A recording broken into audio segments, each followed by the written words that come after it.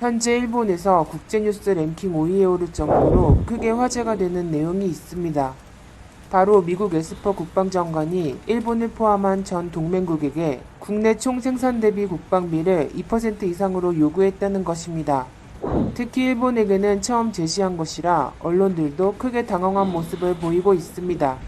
해당 기사를 본 일본인들도 수천 개의 댓글을 달며 열띤 논쟁을 이어가고 있는데, 그 최상단 댓글을 보면 한국은 이미 GDP 대비 2.7%라 문제가 없기에 실질적으로는 일본이 단독으로 지목된 것 같다는 의견을 보이고 있습니다.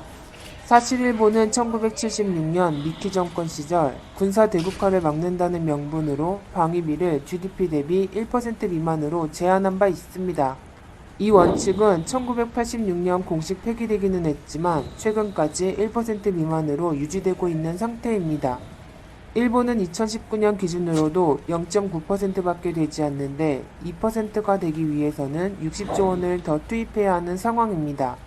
이에 스가 내각은 10월 이후 시작될 미국과의 방위비 협상을 큰 과제로 생각하고 있습니다. 어쩌면 아베가 이 협상에 대한 부담으로 조기에 사퇴를 한 것일 수도 있습니다. 사실 고노 전 방위상이 미국에서 도입하기로 한 이지스 어셔어를 중단한 후 부랴부랴 대체 수입안을 검토했을 정도로 미국의 눈치를 보는 상황입니다. 더군다나 이런 결정을 한 고노다로는 방위상에서 행정개혁상으로까지 밀려나기도 했습니다. 특히 방위상 자리에 아베 친동생을 앉힌 것으로 볼 때 방위비 인상을 무마시키기 위해 아베 때처럼 갖은 아부를 떨 것으로 보입니다. 일본의 방위비 인상이 한국과 다른 점은 미국 무기 수입이나 미군 주둔비 인상으로 직결될 수 있다는 것입니다. 이는 일본이 자위대 말고는 제대로 된 군대도 없을 뿐더러 무기 생산 능력이 현저히 낮기 때문입니다. 이에 미국이 일본의 주일 미군 주둔비를 현재의 5배로 올리자고 해도 속수무책일 수밖에 없는 상황입니다. 반면 한국은 작년 국방비가 GDP 대비 2.4%가 넘어 미국의 요구 조건에 충족하고 있습니다. 그럼에도 한국은 5년 동안 300조 원의 국방 예산을 투입한다는 계획을 세우고 있는데 2025년이면 국방비가 일본을 추월할 것으로 전망하고 있습니다. 특히 5년간 방위력 개선비에 100조 원을 쓰고 전력 운영에 200조 원을 투입한다는 전략입니다. 내년도 국방 예산은 올해보다 5.5% 증액한 52조 9천억 원인데, 이는 GDP 대비 2.7%로 대만 1.7%, 중국 1.9%, 독일 1.3% 등보다 월등히 높은 수치임을 알 수 있습니다. 다만 자체 무기 생산력이 높은 미국 3.4%, 러시아 3.8%보다는 낮은 수준을 유지하고 있습니다. 그런데 한국이 놀라운 것은 많은 부분에서 자주국방에 초점이 맞춰져 있다는 것입니다. 국방 중기계획에 따르면 한반도 전역을 감시하기 위해 정찰기와 정찰위성 개발에 착수하고 요격 미사일을 현재 3배로 확충할 예정입니다. 그리고 한국형 전투기, 최첨단 잠수함, 전차, 구축함, 경항공모함 등을 우리 기술로 만든다는 계획도 세우고 있습니다.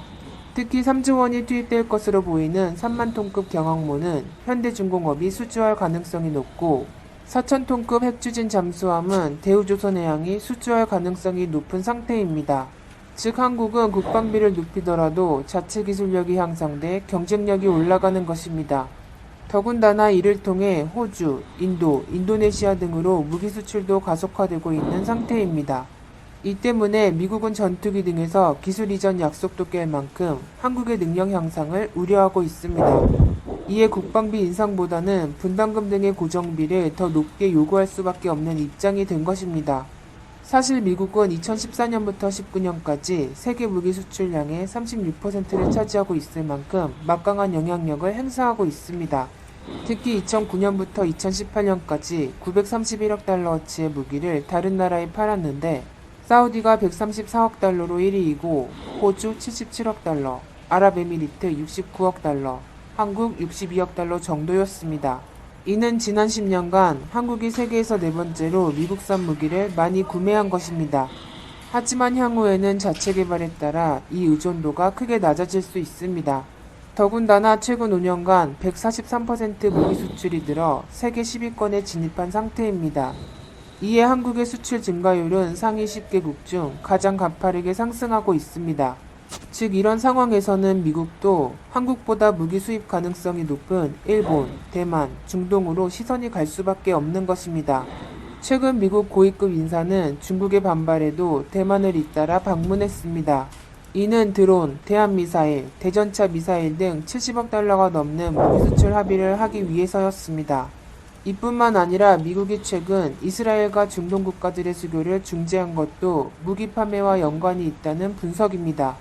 실제로 미국은 아랍에미리트에 F-35 판매를 타진하고 있습니다. 한국은 당당히 자체 무기 기술을 향상해 자주 국방을 실현해 나가길 바랍니다.